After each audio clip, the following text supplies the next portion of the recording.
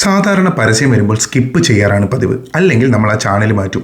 എന്നാൽ നിങ്ങൾക്കൊരു സിനിമ കാണുന്ന ഫീലും അവസാനം നിങ്ങളുടെ കണ്ണ് നനയിക്കാൻ കഴിയുന്നതുമായിട്ടുള്ള ഒരു പരസ്യമുണ്ട്.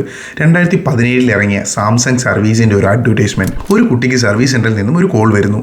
TV നന്നാക്കാൻ എവിടെ വരണമെന്ന് ചോദിക്കുന്നു. വഴി പറഞ്ഞു കൊടുക്കുന്നതിനൊപ്പം കറക്റ്റ് 7 മണിക്ക് മുമ്പ് എത്താമോ എന്ന ഒരു റിക്വസ്റ്റും. ആ സർവീസ് ബോയ് ആണ് അമിത്. ഒരു ഒമിനി ലൊക്കേഷനിലേക്ക് പോവുകയാണ്. പോകുന്ന വഴിയിൽ പല ബുദ്ധിമുട്ടുകൾ അവർക്ക് നേരിടേണ്ടി വരുന്നു. അതെല്ലാം നീക്കി വളരെ കഷ്ടപ്പെട്ട് ഒരു മലമുകളിലുള്ള വീട്ടിലെത്തുന്നു. അപ്പോഴാണ് അമിത് അത് കാര്യം മനസ്സിലാക്കുന്നത്.